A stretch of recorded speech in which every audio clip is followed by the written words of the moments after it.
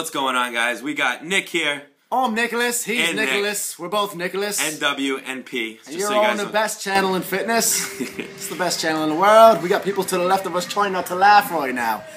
Check it out. We're repping my boy Kyle G's shirt. His last name's unpronounceable. Kyle G. Wolf Cage Apparel's where you get that shirt. Science disagrees, bro. It's all the bro scientists out there. You can rock it. And actually, a barbell down there too with the little. Yeah, dude. I had Pinheiro here rocking it because he's bigger than he makes it look better.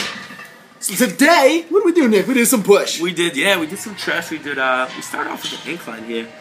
We did 225 first, then we went up to 275 for working sets. Nick is the strongest with incline. His incline. My incline's stronger than my flat. Yeah. I can put up more on incline than I can on flat. Surprisingly, I don't know why. And as you guys know, I've been strength training, taking a break from natural bodybuilding competitively and just working more on strength. So my incline's actually not too bad right now, considering I'm about 186 pounds. So I'm kind of light. I'm lighter than I was a little while ago. So here's Nick pumping out 275. You got like 6, something like that? It feels so heavy, but it looks so easy. Yeah, you're pumping it pretty clean. Then I think the last one you helped me out a bit on that. Yeah, but you can see like I danced my fingers underneath it to show everybody like I wasn't touching it. That last one I touched it a little bit. Yeah, you can see your bi popping out. Yeah, I know like how you work. You're all mental, so I wanted you to see my fingers. I'm opposite. I hate seeing fingers in front of me. I know, and Nick. actually, it threw me off when you first started helping me out. Like you would keep your fingers underneath this bar. You're like, yeah, but... Oh, I did do that, because you told me not to, didn't you? Yeah. Nick always said, he's like, nope. I'm like, alright. It throws me off so bad when I see fingers in front of me. So this is 275 for me. Again, I'm only 186 pounds, so I just kind of did this for fun. Nick kind of threw the challenge at me to do it, so I did it. But I was impressed, man. Like, honestly, you got a solid reps on it. I think I only started helping around 4 or 5 or something, but, I mean, my fingers were just there guiding it. Honestly, yeah, like I said, incline's the best. It's the upper chest. Most people don't have it. They have a very shallow upper chest. You can see their collarbones. So my recommendation, work it. If you work a little bit of your front delts in there too, that's not a bad thing. That whole front delt, upper chest tie-in's an area nobody has enough of, or definitely not too much of. If you can get your incline bench strong, it's that much more fun. It's that much more impressive. Because most people have a very weak incline press compared to their flat press. Because it's much harder usually. And speaking of flat press, but we'll switch it up every week though. I mean, last time we trained, I think we started with what? It was a dumbbell incline last incline time. Dumbbell, yep. So we'll constantly switch it up. We always like to start with inclines because our chests both lack. Yeah, we both have the lacking chest. Big time. Do you need to switch up your workouts? No, you don't have to change your workouts up. As the old myth that used to go around, you have to constantly switch it up to confuse the muscle. The muscle's not a brain. You can't confuse it. And in fact, adaptation is what muscle growth is all about. The more your muscles adapt to an actual movement, the better they can actually become activated in the movement and thus spike muscle growth. We moved on to flat dumbbell press. Dumbbell. We started with hundreds here, yep. Which felt good, which felt clean. Easy. We controlled them down, so we actually jumped up to 110s. But to add on Nick's point where you don't have to switch up your workouts, that's why you increase weight. You know what I mean? That's also why you increase weight and decrease weight. The one and only key, I don't know if I want to say the one and only key, but the major key to focus on with muscle growth is simply progressive overload. So progressively overload your muscles. It can be adding new weight. It can be using the same weight and simply slowing down your tempo, slowing down your negative. Drop sets. But it does always lead to adding more weight eventually. So you want to make sure that weight's increasing. If your weight's increasing, you know you're on the right track. And don't rush it. You don't have to rush anything. Today we were thinking about going to 120s afterwards, but after doing incline and doing all the flat, we just decided we're going to keep it at 110s and let the sets nice and clean. Because he was saying, because I train chest twice a week. I try to go heavy on both days, and it's almost like I should have a heavy day and I should have like kind of like a lighter day or a moderate day. Which is what I do. Which is what we did today. We could have hit the 120s, you know, for what, 4 to 6 or something like that. It would have been low at this point because you're exhausted after everything. You start off with dumbbells fresh, then it's one thing. But after this point, if you're pretty exhausted, just roll with it. It's better off to train smart and activate the muscle rather than just train with your ego just for the sake of moving the weight and not feel anything except for sore shoulders. For me too, I mean, I always like going till failure. I mean, some people agree, some people disagree where they say. Yeah, it definitely, especially if you're natural, definitely not a good idea to always train to failure. It'll fry your CNS. It's just not optimal for growth. How was that last rep there, Ari? It was good. It was good? You sure? Lifting 2 of me, it was good. Woo, squiggly. Woo. Just see yourself in my stomach. Let's go. There you go.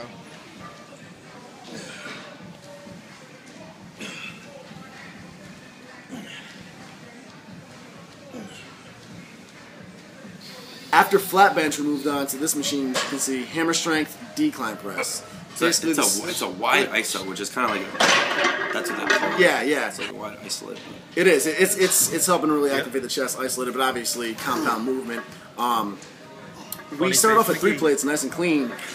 Then we moved on to 4 plates. Again, Which I wasn't gonna do, dude. He wasn't gonna do it, and I just started messing with him. I was like, however many you get, I'll match, because he's got me by like 30 pounds. So I told him, I was like, Nick, however many you do, I'll match. And he went for it, and then the little asshole started making me laugh on my 5th set. You can see it when it comes. Here's his turn right now, and then when I'm up, watch me like on my 5th set. I don't know if you're gonna be able to hear it if we're talking, but he starts like laughing and messing with me, and I started geeking out. I got 6 on this because he moved the 3 plates pretty easier, like way more easier than I did. Decline's my strength. So I was like, shit, fuck, I gotta do something here. I'll start dancing. Ironically, because he's a tank, decline's actually it's my weakest point. Like last time we did chest here, I got pinned under the 315. Yeah, and I got it. Yeah, I got you got the clean up, and he got pinned. I got pinned. I'm like, shit. He kills me. And You gotta go for 6. Here's where he starts laughing. that was like lip syncing. Good pump up music. Which is like the wrong state of mind to go into a lift with anyway. I should be like focused. So I set myself up there. I was gonna go for 8. I felt like I had 8 in me when I first popped it up, but then I started cracking. But as you guys can see here, he definitely didn't have 8 in him. Yeah, clearly. I think that's pretty smooth. You can, well, I'll cut it off right here so you can hear us laughing. Listen. Damn it. Damn it. No. You got? You got?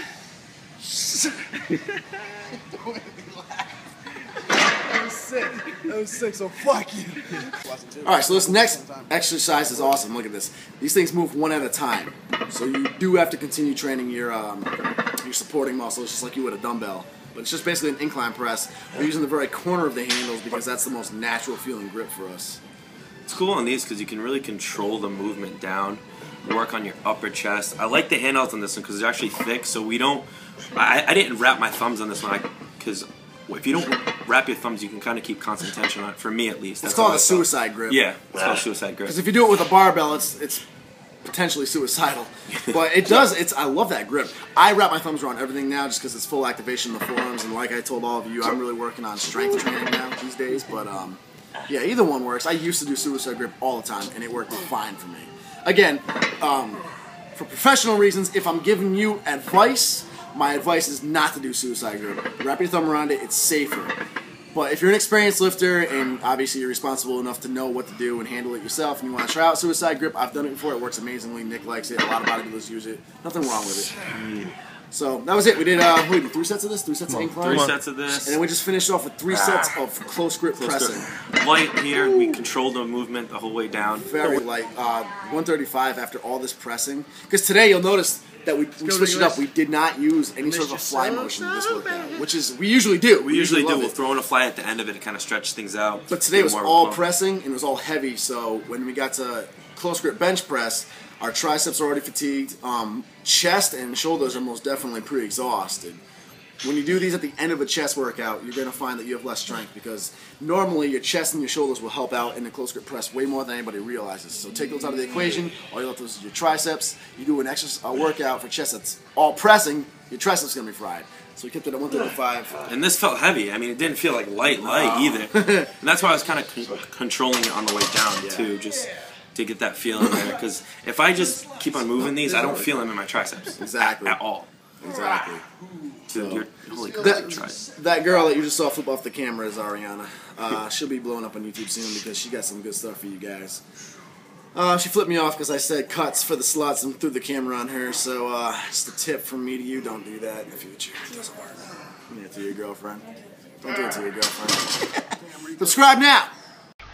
Some baby weight curls for bodybuilders, like Nick Wright. Nick Wright.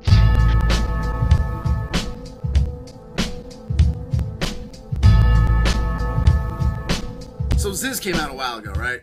And he has all these videos. He was all over the forums, rest in peace, acting like a goofball, acting like himself, not giving a flying fuck about anybody's opinion, and you see him pulling girls. Now, his main thing was aesthetics. He was always going on about how shredded he was, how lean he was, how aesthetic it was. Gonna be aesthetic comp, man. Gonna be a sick comp, man.